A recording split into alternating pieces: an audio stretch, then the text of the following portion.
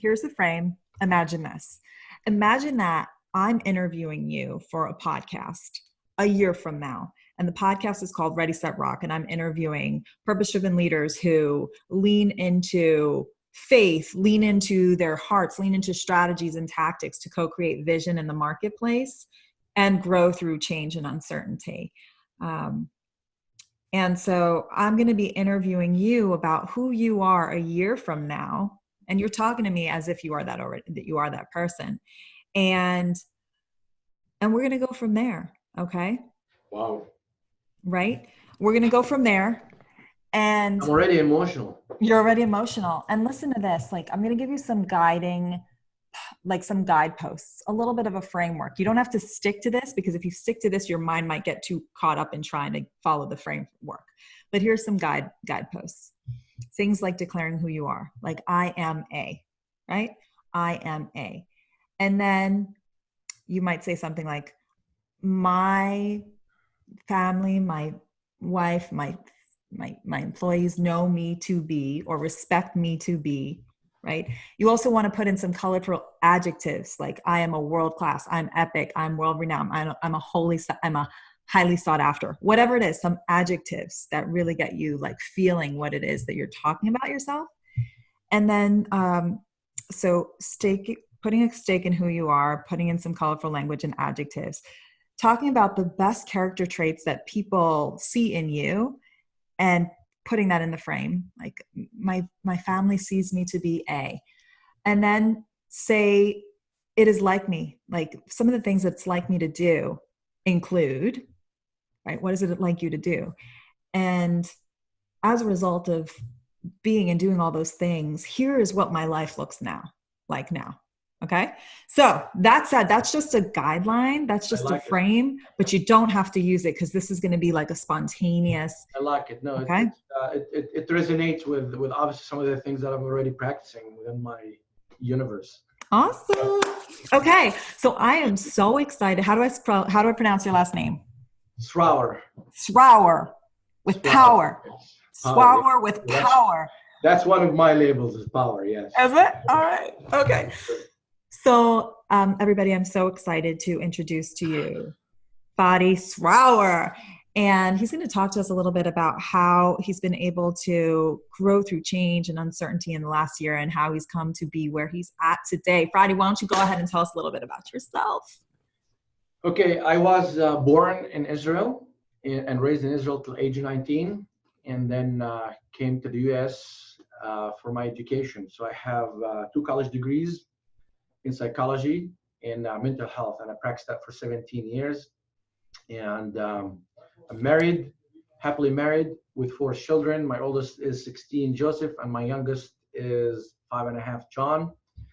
And after my education in psychology, I'm practicing psychology for 17 years, I decided, I'm going to switch to business. And the journey begun from that point on. So that was about 8 years ago. And since then, a lot of things happened. So I've opened a lot of businesses. I own several businesses and real estate investment company, retail stores. And that's in like very short summary as far as the business aspect of it. Amazing. So a few questions on that. If you had to really reflect on those last 8 years, I mean, it sounds like a lot happened for you in the last 8 years. What would you say were the strengths that you got to lean into to make it all happen, to kind of manifest what it is you have today? So I'm a highly spiritual person. So faith for me is the number one quality, or the number one instinct that I have. And I believe, by the way, it's an instinct. It's not something that you actually, that somebody has to teach you. It's born with you, but it's up to you how you develop it and how big of a muscle you want it to be, as far as that spiritual muscle called faith. So that's how I started.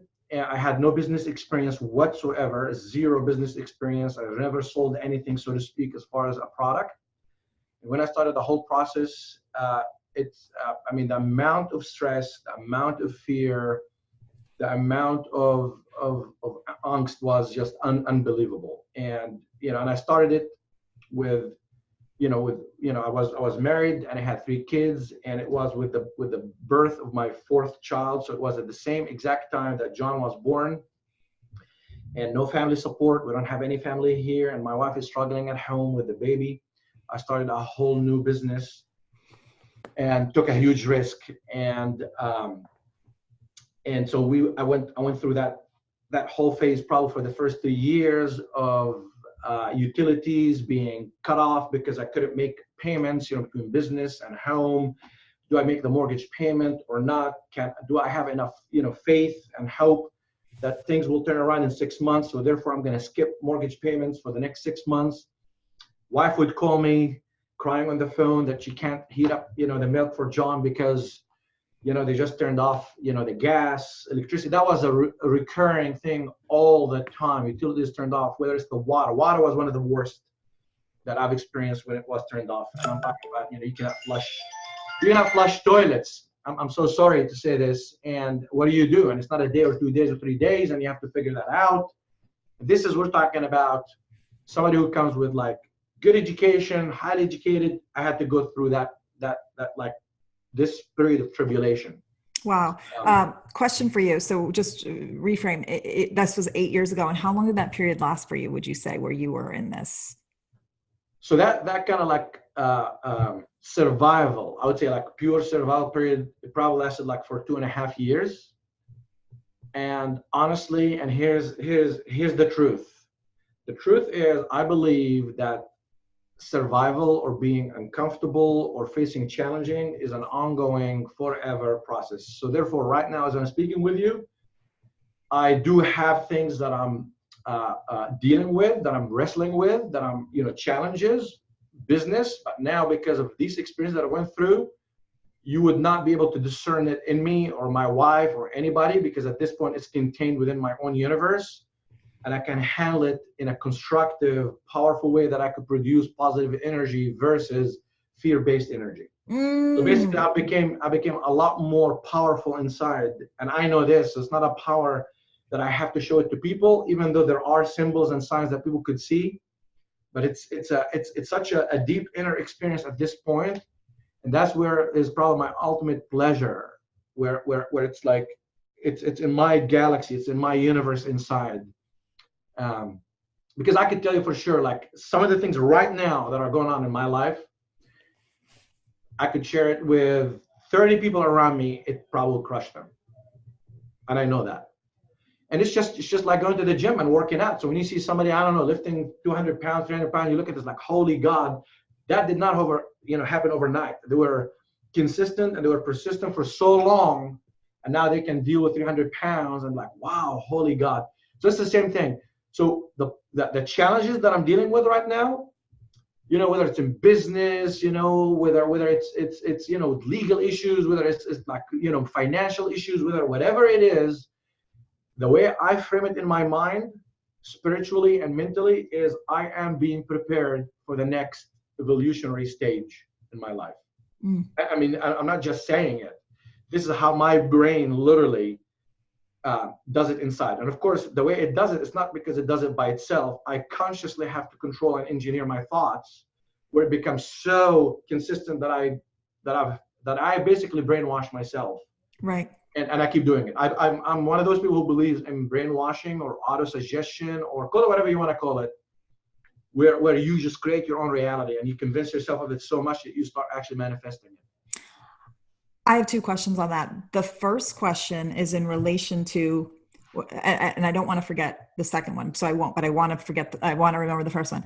So when you were in this, so your mind has evolved and you've been able to transform and evolve as a human who has the ability to take on more or change your perception in how you receive the external circumstances and how you're able to then live through it in a way that serves your highest purpose, I think. And you're evolving, you're continuing to evolve and expand in that way. Can you just take me back to the time where perhaps it was during that time when there was lack, the electricity and all the utilities were shut off? When did things begin to transform for you? And take us to that place where there was a shift or maybe it was multiple things, or maybe it was, when did things begin to evolve for your mind and your heart set? Yeah, I mean, that's a good question, but that's also a very common question that people ask yeah, each other, but also because also like the world and society has trained us to think this way, that we like to think of one event or one right, thing, or it's a formula or one thing, which is very tricky. I mean, right. there are formulas, and yes, there are ways, and yes, there are techniques, but I don't believe, in my experience, it's one thing. And when I've treated even human beings, when I treated people for like psychotherapy, when I've done their mental health, I've done psychotherapy for 17 years. So I've done probably like, I don't know, maybe close to 5,000 therapy sessions. And it's never, ever that I've seen it that it's one thing or one event that changed things, like, like dramatically. So it has to be like multiple things if it's going to be like an actual solid change. So for me, I think the key factor always has been, for me, for my soul or my type of creation, and I'm sure that's probably true for a lot of human beings, is taking risk. Taking risk. So fear, to me, I always looked at fear as one of the toughest, it's one of the scariest, it's one of the most difficult human emotions or consciousness to control. If you look around in the world and society, if you look in your own personal life, if you look around, if you look at planet Earth, if you look at TV, if you look at the media, it's mainly driven by fear. Right. And that's a big thing. So, and I think those of us who like continue every single day tackling fear and controlling it, it starts from the inside and it starts spreading. Because if I could teach myself how to control fear and replace it with faith, then I could teach somebody else. And then if I could teach somebody else, then somebody else could teach other people. And then the next thing, like, all of reality will change. But reality is not going to change if people are all functioning from fear. Fear of like, well, I can't pay my bills. Oh, well, my husband's going to leave me. Or my wife is this. Oh, so-and-so is not going to like me. Are they going to like the way I look? Are they going to like this dress? Am I going to succeed? I can go on and on and on. And that dictates a lot of people's like psyche. So controlling my own thoughts has been like a fascination of mine. It's almost a religion of mine for myself, that I'm obsessed with controlling my thoughts. I love that. It's not easy, that's not something that you go to school to say, hey, how do I master my own thoughts all fucking time, all the time? How do you do that?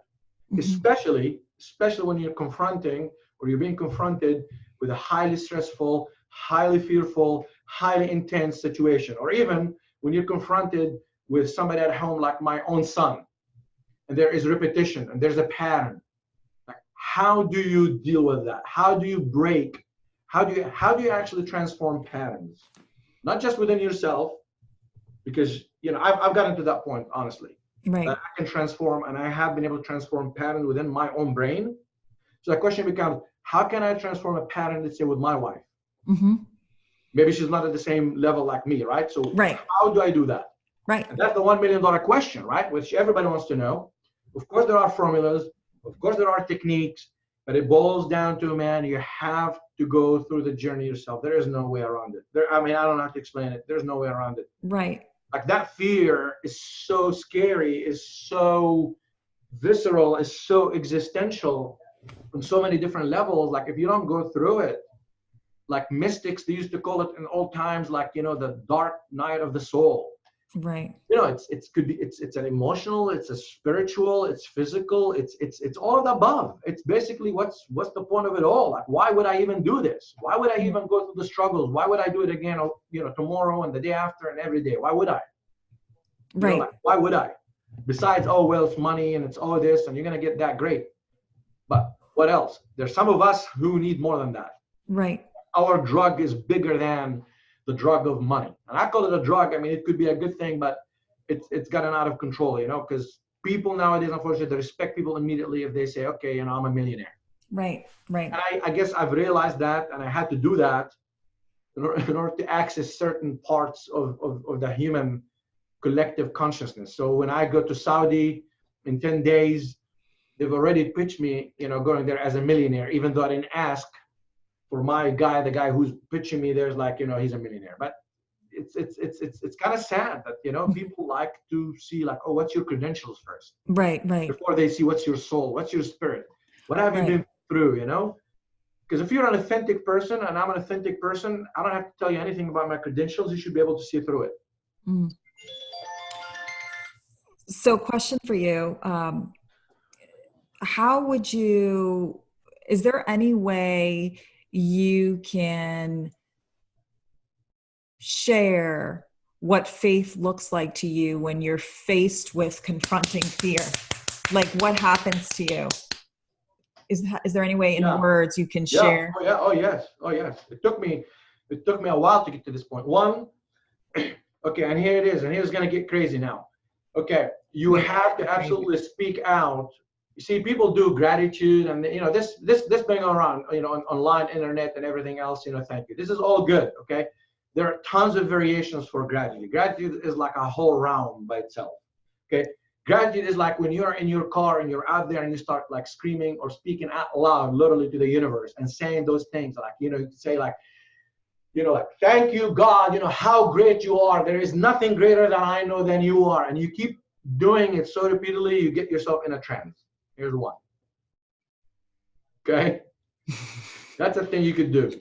Two, like when you do I'm grateful. So I do like I'm grateful. When I start my journal every single day, the first thing I do is I'm grateful, and I put 3 things that I'm grateful for every single time.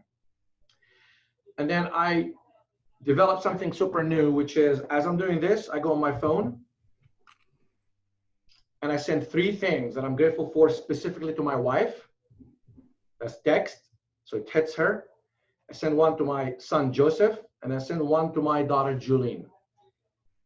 And then I put little hearts. So something very specific. And I know for a fact from my wife, and I just started this practice not too long ago, and I know for a fact when it started hitting my wife, some of those moments she said, it hit me at this moment. It brought tears to me. Specifically, I was saying this to this person. So this is completely new. I don't know how I came up with it. I just came up with it.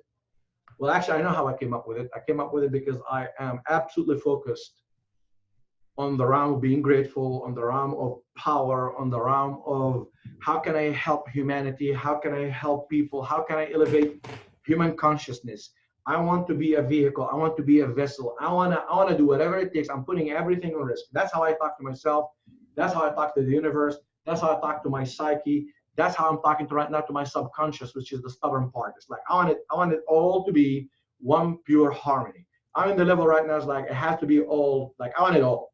Like I got to be healthy physically, mentally, emotionally, everything, and it has to show everywhere. It doesn't matter like, oh, when I'm just sitting doing meditation. No, if I'm in the middle of the desert right now in Saudi Arabia with a whole new like alien culture, so to speak, I must be able to manifest the same amount of energy. I mean, the energy is energy, okay?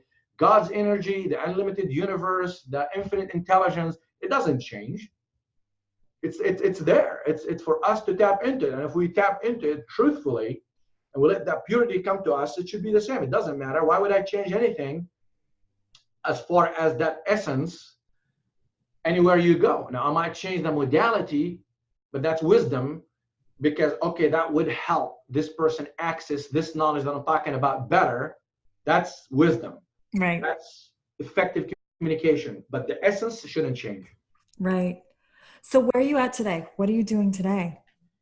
Who are you today? Who is Fadi today? Who am I today?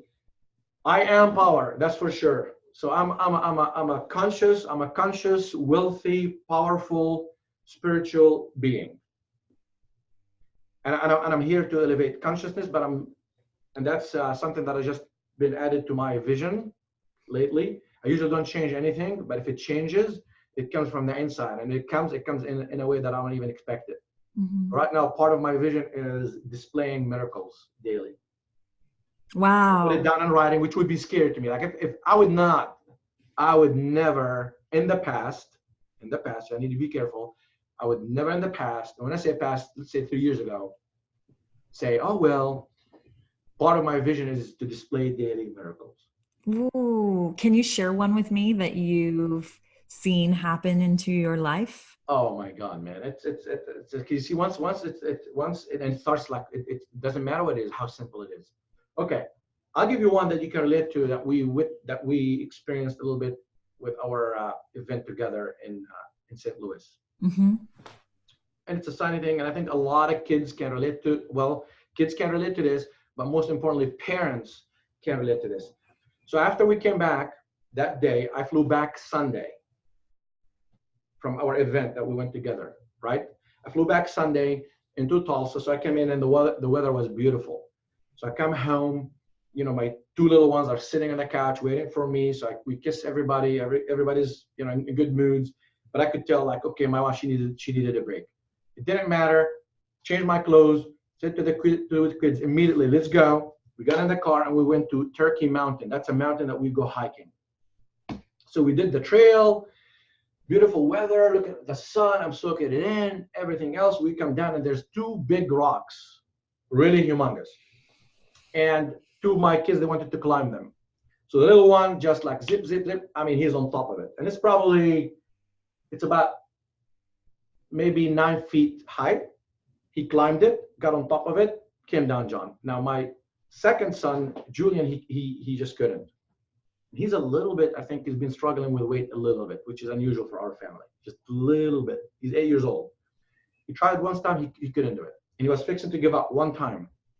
And I knew if he gave up, why he would blame it. He would blame it probably on his, because you know, that's been a little bit of an issue there. So anyways, guess what I did? I said, okay, Julian, actually on the way to the mountain, I explained to him what Ed Milet said. You know, remember, you close your eyes, which I've been practicing anyways. You close your eyes and you imagine yourself being on top of that mount, on top of that rock, but also feel yourself being on top of it before you do it. And for some reason, Julian caught it. So he closed his eyes in front of the rock, did this. You could see him smiling. Up, oh, ready, go. He goes, he can't do it. He tries 2 times, 3 times, 4 times, 5 times. He couldn't do it. But he kept closing his eyes, okay, and smiling. It took like 8 times, and then finally, he did it. And he goes all the way to the top. And of course, you know, he goes like, yeah, you know. And like now I saw him doing it. I was like, I'm going to do it. So I tried. I couldn't. But immediately I remembered what he did. And what he did to get on top, because he kept trying. He kept trying. He kept trying in his brain. The 8th time when he succeeded, he basically decided to take off his shoes because the little grooves in the rock, they were tiny, so he couldn't really put his feet with the shoes on. So he took his shoes off. Once he took his shoes off, he was able to get on top. So I copied him. I just took off my shoes and I was able to get on top. So I don't know if that makes any sense, but it's just, and he's a little kid, 8 years old. So right now he took it. He stopped practicing with everything else. Of course, Julian writes a journal. He's been writing it for like 6, 7, 8 months, which was like fighting tooth and nail to get him to do that. So it's trying to spread the things that I practice, that I believe in 100,000,000% that it works, to even the closest people around me. Because if I can convince, and I am, my wife and my kids, then I'm succeeding. I can convince anybody. And so it's working. And of course, there are a lot of other things that go on, man. It's some of it is so unique. There's so much that go on, man. So much. Thank you for that. And so that was a really great story, and I can relate, and it's like inspiring me, because I have a 5-year-old and a 3-year-old, and my 3-year-old is a boss. She's a boss. She's gonna be a boss, a CEO. And I hate to say that, but like, you could see your kid's characteristics, and she has energy and influence that awesome. I admire. My son, I think he's in his head a lot. But he when he's focused, but he's also, when he's not focused, he's in his head questioning, I think. But whatever. Okay. So that said, I thank you for that, because it reminded me of the potential, like the power that I have to influence my children to think in positive presuppositions and to visualize. Well, I mean, the way I broke it down, sorry to interrupt. No, please. So that you could practice it, because John also caught it, and right. They both are doing it. I mean, we pray together every single night, okay, for 3-4 minutes. So I've taught them meditation too. So that's part of the reason when we go to the mountain, Turkey Mountain, we sit on a rock and we practice. I'm trying to inject it into their brain as young as possible. But that thing is, the way I talked to Julian about it, it was like, hey, magic does exist, Julian. He's like, no, Dad, get out of here. I said, yes, I could prove it to you. That's how I explained that concept of, you got to close your eyes and just imagine the situation or whatever it is that you want or that you want to accomplish. Imagine it, see it in your mind. You have to really see it. And then once you really see it, I want you to start feeling what would it feel like once you get it or you accomplish it. And he got it. So now Julian struggles a little bit right now, and I'll say it, with bedwetting. And he's the only one in our family. Super intelligent kid, like, you know, and it's like, it's that unconsciousness, and we don't know what to do. So it's like, and I know if he starts right now incorporating this principle, like if I become really super involved with him, he will overcome it. So it's like, how can we use all these things that we talk about that everybody seems to be inspired by to actually use it in the real life situations, right? It's not just about, oh, well, you know, I'm a successful businessman and I make millions of dollars and here, take a look at my car and see. The question is, what about those daily struggles, okay, that people struggle with? They could still be successful. Success does not mean you're not experiencing some sort of failures or shortcomings as a wife, as a husband, as a mother, as a father. It's also talking about them and you know, getting empowered out of all this. Like, what techniques do you use to do, you know, to deal with these things? You know, and in my case, I'm a mental health professional too on top of it. Right. What do you do? You know, it's like, people want to know these things. Right. So yeah, I mean, it's yeah.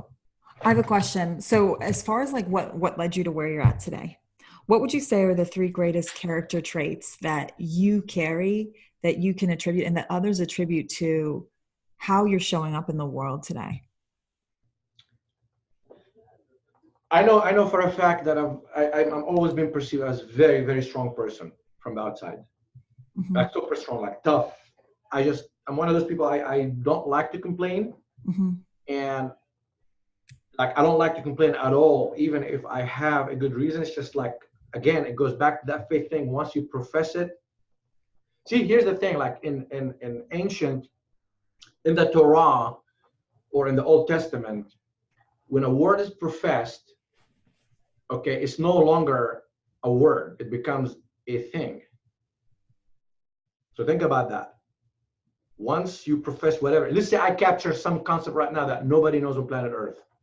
The minute I profess it, it's a thing, it's a reality. That's how powerful words are. See, that whole thing with logos in Greek, you know, in the beginning, the word was with God and God was the word. Think about it. It's a word. So people don't realize this, and they don't realize this because a lot of our thoughts are corrupted and they're negative. So the minute they open their mouth, they're going to reveal what they practice the most. So it doesn't matter how good they are in faking who they are or what they're feeling inside their universe. It doesn't matter how great of fakers they are or what substance abuse they use or whatever they do to cover it up. Well, what you practice the most as far as your thinking, the minute you open your mouth, is going to come out.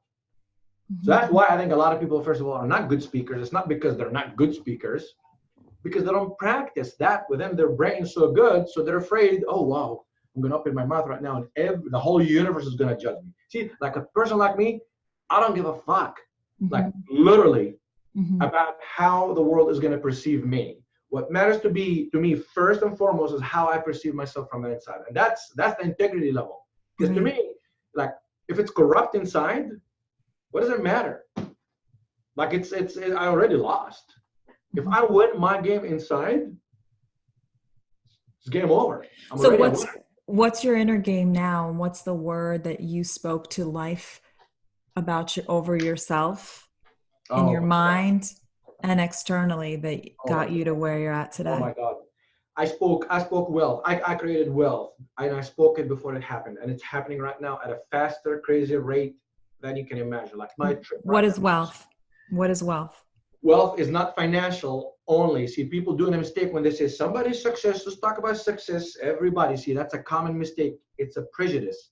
Wealth is how wealthy are you mentally, like in your cognitions, in your spiritual. Like, are you wealthy spiritually? Are you wealthy with your like family? Like, are you full inside? Like, do you have content to offer? Like, if I put you butt naked on a desert, like, can you offer content to the universe? Can you talk to the world, to the universe, to nature, and like create a reality out of it? I mean, when you look at all these like mystics and prophets and like, think about it. They all had visions, and a vision then it meant something different than a vision now. See, a vision now means, oh well, here I want this beautiful car, I want this watch, I want this blonde chick for my wife, I want this, I want all that. That's a vision board right now for people. That's not what it is. A vision is always has to have some like huge spiritual component to it, out of this universe component, like something that is so earth-shattering, like that people would think you're crazy, you're nuts, and it will create ripple effects. That's a vision. See, these things like, like vision board, that's not a vision board. That's like visual board, not vision board, visual board, but that's goal. These are goals. That's not a vision. Right. A vision has to be like almost downloaded into your brain from the actual source of energy. Right. The universe. Right. And so what you're doing now is you're sharing concepts, you're sharing your wisdom, you're sharing your knowledge. And so when it comes to what it is you're doing, what you've spoken word over your life, are you seeing yourself as a teacher, a speaker? I'm just curious. We don't have to put a label on it, but but I'm curious as to how you are, like what it is like you to do now versus what it was like you to do a year ago. I'm a teacher, but I'm also a game changer, and I'm a game changer. See, a teacher could teach concepts, but a game changer is going to teach the concept, but it's going to put so much energy and so much emotions, it's going to create ripples. So I am very confident. I've already tested this. Like, it's not like, hey, like if I put you in front of me, okay, and we do it within an event, your neurons will change. That's a fact. Right. So is that what you're doing now? What is it that you're doing now that versus what you were doing a year ago? What's changed and what are you doing now that you weren't doing? Well, I used to think like, it's like I used to buy more, maybe a little bit more into my cultural upbringing and the world upbringing of to be successful, you have to be educated, you have to have that much money, which is, you cannot, in a way, like I've done that, but to be honest with you, a lot of people who do that, they end up losing their spiritual path in the process. So when you see people like, let's say you look at somebody like, I don't know, whatever, I don't want to like blow anybody's horn, but let's say you look at a person, or I'll give you actually something that people can relate to. So let's say in America, there's like, I don't know, there's like 4% statistics of all businesses, of 22 million businesses that make over $1 million. 4%. Okay. So yeah, so when people like, and that's IRS statistics. So in the world, like all planet Earth, it's like Jesus. It's like it's look it up. It's so tiny. So tiny. I was just like reveling over that stat. Yes. So yeah, let's say I'm a multi-millionaire. I'm a millionaire, not a multi-millionaire. Well, I am, but so if I stand up right now, right, and I stand in front of people who are not, let's say they're making 50K, and I say, yeah, money. Now they start thinking that's the main thing. And if I'm selling that only, I'm selling them a false product, because chances are for people to do that is very, very, very, very difficult financially. To me, it's just the formula. There's something wrong with it, of how I see it right now. All these big names pitching, money, come on, dude. Like, teach me how to control my thoughts. That should precede making like big amounts of money or actual financial wealth. Teach me how to manage my own emotions. Teach me how to deal with addictions, actual physical addictions, emotional addictions. Teach me how to actually identify healthy relationships with potential spouses, girlfriend and boyfriend. So I could give you these signs and I could tell you how. Teach me how to actually focus on positive, specific thoughts and blow it where it becomes part of your like neural circuitry. See, that's what people should be talking about mostly before like millionaire, money, sales, blah, blah, blah, blah, blah, blah. Because let me tell you the truth.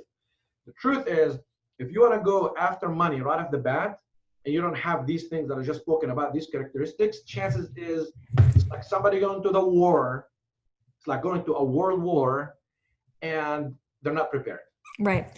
They're not trained. They don't have the courage. They don't have the faith. They don't have a lot of these things. And then they're going to go to a war. They're going to go battle the world over money. Right.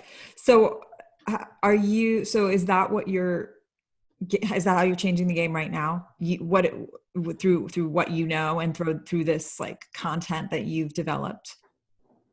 I And think what so. does that look like? Yes, I think so, but it's also a fine balance, and it's like work in progress. So it's a fine balance because, so let's say you're a business person, right? Okay, and then you'd say you're gonna come to, let's say, one of my seminars. I'm gonna teach you, I don't know, I'm gonna teach you specific formulas let's say, whatever. So the question becomes, do I charge people money or not? That's one. See, everybody there charges money. Keep that in your mind. They all charge money. Right, right. No matter what they say, they all charge money. And I'm thinking about completely flipping that bitch over, like where I'm not charging money. You just show up and spread it. Like, you look like some of the biggest messages in the world that spread, that control like human consciousness, whether it's Christianity, Islam, Judaism, Buddhism, all these philosophies. They didn't charge shit. It was like a missionary work. It's Right. like you go there and you just spread these concepts. So it goes back to, what is my vision? If my vision is truly to elevate human consciousness, come on, I don't need you to pay me $1,000 so I could teach you how to elevate human consciousness. See, that's where I think some of the facade, at least in the US, because we're leading it right now, like when it comes to all these motivational speakers and self-improvement, Right. we're all multimillionaires. Good for you. Now, if you're a multimillionaire, right? Like, let's say if I'm worth right now $500 million, you can bet your ass I'm not going to charge you for the information I'm gonna teach you. As a matter of fact, what I would do, and here I'll say it right now, hold me accountable to it, because I will be that person. I will fill stages of 10,000 people for free. I'm not gonna charge anybody one penny. It's gonna be from my own money. Now, if other business people or leaders, they want to chip in to build a nice stage with me, that's fine. But I don't give a shit. It's like a nonprofit. Like, I want to teach the masses. I'm not just gonna teach entrepreneurs. Well, because entrepreneurs, they're gonna spend the money. So now I'm gonna do an event. I'm gonna charge, 1,000 general ticket, 5,000 VIP, 10,000, diamond. Come on, man. Well, I have a question. I'm curious about that. First of all, I think it's brilliant. I think that it's amazing that you're revealing, or that you're having this revealing for yourself, that this is like where your heart is at, and that this is how you see yourself being able to deliver and not charging. And I guess I'm just curious, like, what your perception is related to this. There's this belief that's put in word now by a lot of the people who charge. They say those who, if you pay, you play. If you don't pay for something, it's almost like you're not going to show up invested in yourself. I forget what the motto is. It's like, those who pay attention. Yeah. I mean, right? Skin in the game, whatever. But, right. So what's your thought on that? But here's the truth. Okay. Skin in the game, that does not mean your ticket has to cost like $5,000. I've done some trainings. Come on, man. Let's say I was fortunate and blessed. I can go right now, attend any seminar I want in the world and pay whatever money for it. Okay, right. That's a privilege. Let's be realistic, and let's be like humble about it. Not everybody can afford this shit. Like, I looked at one mind, what do you call it? Mastermind group. $100,000 per person. I mean, they're brilliant people who are doing it. Don't get me wrong. So let's say it's just like me right now. Let's say if I consider myself and then I do something and I just like suck. I mean, 100 people times 100,000, that's $10 million event. Mm-hmm. But of course, all the people who are attending, they're gonna be millionaires or super successful and have businesses. So you're bringing people. So in a way, it's becoming an elitist. Yes. Think about it. Becoming an elitist game. Truth. I'm gonna teach you the secrets of, but you're gonna have to spend this money. I mean, that's not you. I mean, that's not. I don't know. I mean, yeah, I love being successful. I mean, I love being rich and financially rich. I mean, don't get me wrong. I do, but that's also like so much power that you have, whether you created or the universe helped you create, that you need to also use it responsibly. You cannot just always be, I mean, and then what they do is they go and they like say, oh yeah, but we do nonprofit, we donate.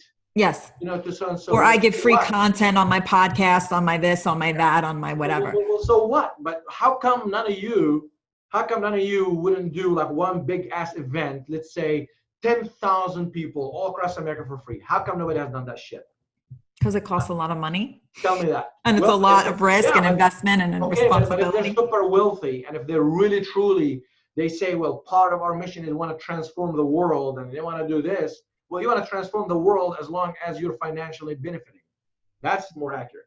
You know what I mean? And I'm not saying, I mean, listen, some of those people I respect, but that's their, bless you. Thank you. But that's their formula. You know what I mean? I mean, people have to figure out their own formula. Like I'm not going to, question people's motives, but that's how I think and analyze. If you didn't ask me, I wouldn't say this. But, right. So where you're at today in October 2020, and what's like the one, I mean, what have been some of the milestones that have gotten you to where you're at today? Like whether it was actions or deliverables? Yeah. I think I will be having definitely consistent like video snippets and actual videos out there that will start targeting just the world and different regions. I'm interested in more than one region. So, and it will be in more than one language. So I'll just start sending it there and start just putting my name out there and seeing how that would transpire into like actual further like meetings and bonding. That's one. Two is by next year, I will, based on the relationships that I'm building right now, like in the Gulf countries and in Israel and everything else, that will create a whole new, probably multiple businesses all at the same time. And then creating that bond and like legacy for the people involved and for me that will go beyond me, that will go to our kids and kids' kids to generations to come. Something that would be more than just business, but it will be solidified within the business to sustain itself. So that's I'm looking for. 3, my own personal businesses and retail stores will expand. So we'll be probably hitting $10 million of revenue by next year. So these are, the fourth one, I'll be absolutely tip-top shape physically. So right now I'm like really probably one of in the best shape that I've been in my life physically. You know, like I'm 179 pounds. So by next year, I'll be probably like 200 pounds of like twisted, pure muscle. And most importantly, like for me is by next year, and it's already happening, it's just manifesting harmony like constantly. So energy for me is super important. So I'm one of those people, like when I wake up in the morning and throughout the day, I always monitor my energy. So what does that mean? That means I want, literally, like I have employees here and I have a lot of young employees like in their 20s. And it makes me really kind of happy and kind of like challenged that I can run circles around them. Energy, and I can teach them how to do that. But energy for me is essential. So like I want to have more and more. If anything I'm greedy about is energy. Like I want to have so much energy and I'm willing to do whatever it takes. So I'm a very healthy guy, but mental is the key. There's no question about it. Nowadays people have access to all sorts of food and supplements and workouts. And, gyms are in every corner. That's not the problem. It's the mindset. Because if the mind is not fixed, there is no way the physical body and the whole like environment will be fixed. It's just not, it's not possible. So the mind is the key. I'm obsessed, like completely. I would say I'm one of the very like few people you'll meet that completely, truly, and they can back it up with like complete obsession with the mind and thoughts. Right. And I can go with people as deep, and actually I would lose most people around me if I start really talking about it. So the mind is the key. That's where the battleground is. There's no question about it because if the mind is, that whole thing with like placebo effect and like faith. I mean, like, man, I mean, if you believe it, right. Truly believe it. I'm not saying like, oh, you're just saying it. You truly believe it. You're gonna see it. So I have one more question. And what time do you have to go? What time is your hard stop? What time is your hard stop? Like what time do you have to go? Oh, I'm pretty open. I'm pretty flexible. Okay. So a few more questions, because I hear you talk a lot about the mind and I totally get it and I believe it. And I also hear a lot of things related to that. What do you believe about your heart set or like your spirit set? Say that again. What do I believe about my heart set? What do you believe about your heart? Like there's the mind, there's the mindset, then there's the heart, then there's the spirit. So I'm curious to know what you believe about that. And yeah, I'm curious to know, like, let's say the brain shut off. Yes. Because that happens to people. That's one of the toughest questions. And I'll tell you why. Yeah. Because me right now, I'm getting to the point of like mind mastery. And I know it's transferring more. See, my heart has not been as powerful as my mind, but I've always had a heart, like a strong heart, but I've not paid attention to it as much as I've paid attention to my mind. And I know for a fact I'm going through that transformation into the heart. Mm. And how I know that is, man, it's so crazy. Like I could Yeah, be, how do you know that? I could be by myself. I could be just sitting and observing, and then I get like these, and then it's like, you know, and once they go, see, here's the thing about the heart.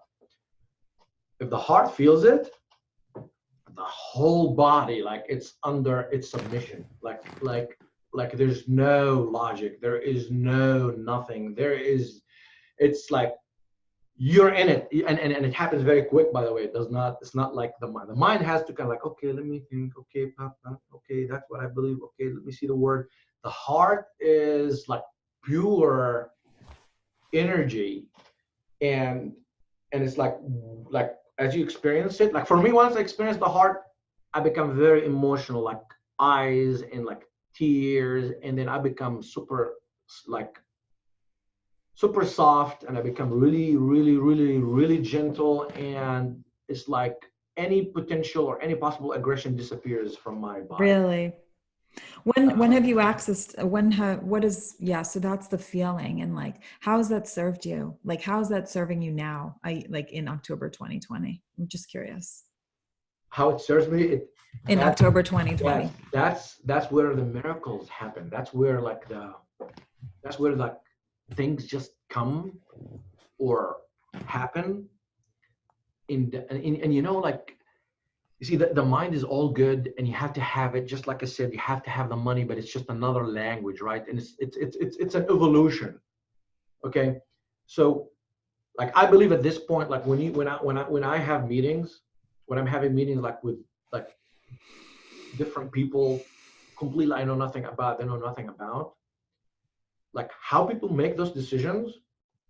I believe a huge part of it is like a mystery, and that mystery like falls in like, you know, the energy around between the two people, and you know where they at the place, and the emotion in the heart. Like if that person that you're dealing with or you're working with or you're interacting with feels one feeling, whatever it is that invokes something, Right. and if they happen to be also spiritual, it's game over. Right. They'd be like, here, you know, this is, you have this contract, or you do this for my company, or we will do this together. Or so it goes back to, you know, like how the brain, they say they have like, what is 100 billion neurons, and they all talk to each other, right? And of course, the more they talk to each other, the more connections, and then the more connections, you know, obviously the more you could just like, you know, like create thoughts, obviously. Mm-hmm. It's like communication. So you look at planet Earth, right? Planet Earth is, I don't know, 7.5 billion people, right? So they're all interacting. It's like a brain, except it's just bigger, right? Mm-hmm. So it's all interacting, communication, you know, social media and whatnot. So what I want in 2020 is I'm interacting with so many people on planet Earth, and it has to be the right chemistry for me, brain, mind. And that's all within the spiritual ultimate world and the universe, like energy metrics. Because I'm one of those people that believe that we are on the verge of like major like consciousness transformation. Something is going to happen in the world. Like I've felt that for probably 10 years. Like 10 years.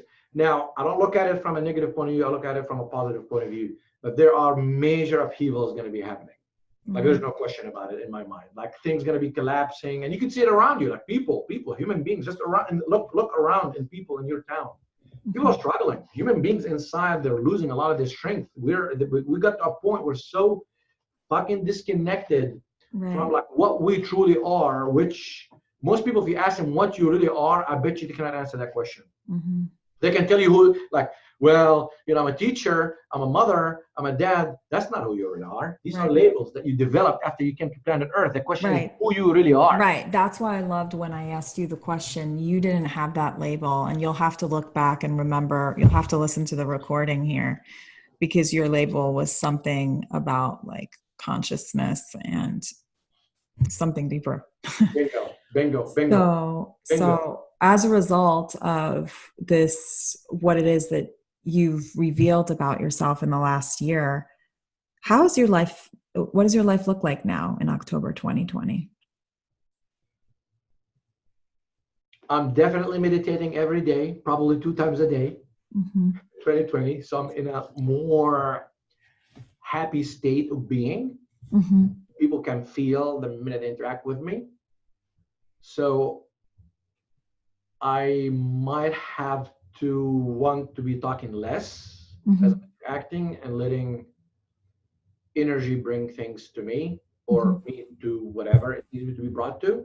So it's acting more towards the heart and the faith aspects of it. So meditating twice, going deeper into my internal journey. A nonprofit organization has to exist by next year. My wife is already, she's like, that's her heart. She's working on it. You're going to have to meet my wife. I She's will. a clinical I social so will. worker. She's a spirit. She's a soul. I can't wait. I can't wait till you introduce me. You have a lot of similarities to her, by the way. I can't wait. You're gonna before we get off this I call. already told her about you, so I'm glad. And before we get off this call, you're gonna set me up with an appointment, like with not an appointment, but like to. yes, yeah, definitely. So yeah, I mean that's next year, and we'll be definitely traveling a lot more next year. That's for sure. Like traveling has to happen, but not just like I'm talking about vacation. I'm talking about traveling where I'm going, and I'm like, like bringing positive energy to people, like opening rounds, like blessing people. Like I'm one of those people who believes in generosity. Mm-hmm. It doesn't matter what level you're on. Like I believe in generosity, and I remember that story about Buddha. Mm-hmm. One time he was passing through like some towns, and then all these rich, wealthy, successful people financially came out and to greet him. At that point, he was well known Buddha, and then would give him like these like luxurious gifts. And, he would grab it by one hand and just like put it aside. And then this old lady, she comes to him with half pomegranate to give it to the Buddha, and the Buddha he goes like this with two hands to grab the half pomegranate, and everybody was like upset.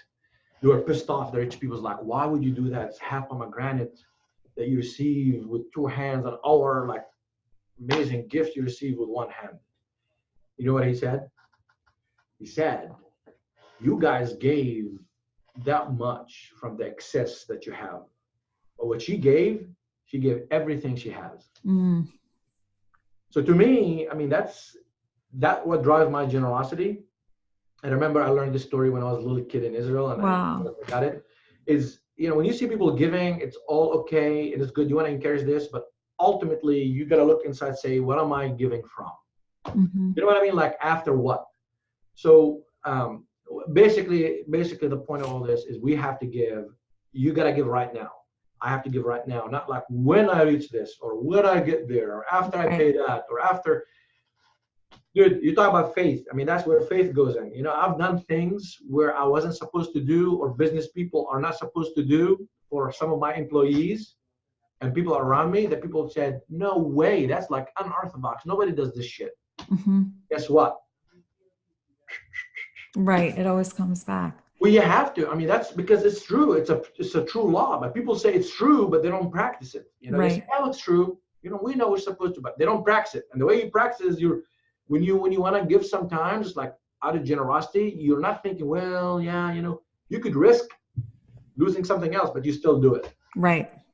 Oh my gosh, that's good. And that whole pomegranate story, pomegranates are very symbolic, in my culture too. I mean, in a lot of cultures, you know that, right? Yes.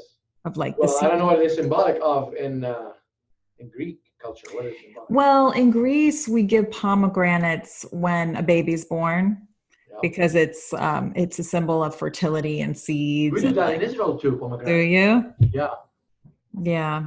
We break it out of the fruit, and then we mix some sugar with it. We put some raisins sometimes with it, and then we spread it around like for people to eat it when a baby actually also starts showing teeth as well. And yeah. Yeah. So cool. All right. So how do you feel? I feel good. Thank you so much. You are so welcome. I'm so, so grateful. Like, it's so amazing. We're sitting in the restaurant and I turn over to you.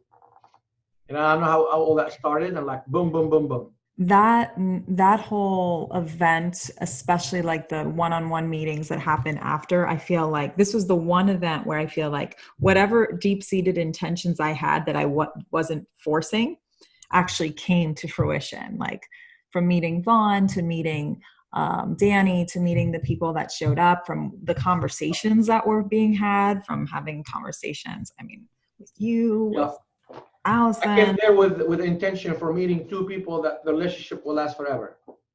That's literally what I came, and I usually don't do that kind of stuff. I'm not. Oh my God. So that was, and you are one of those people. Let me tell you. Okay, so here's what I want to share with you. Okay, thank you so much. First of all, thank you. So here's something here. Do you have a few minutes? I mean, do you have like 10 minutes? Well, my employee here, let me show you what he's What's he doing? He's like, he's putting papers on the floor. Look at this paper on the floor saying need your checkbook. He needs my check. Okay. But it's okay. Do you need to just give it to them and then can you come back or no? Yeah, I can. Okay, so If you're willing to wait. do you have 30 seconds? Yeah, go ahead. Give Take care of it. him. Okay, I'm just going to put this on stop for a second.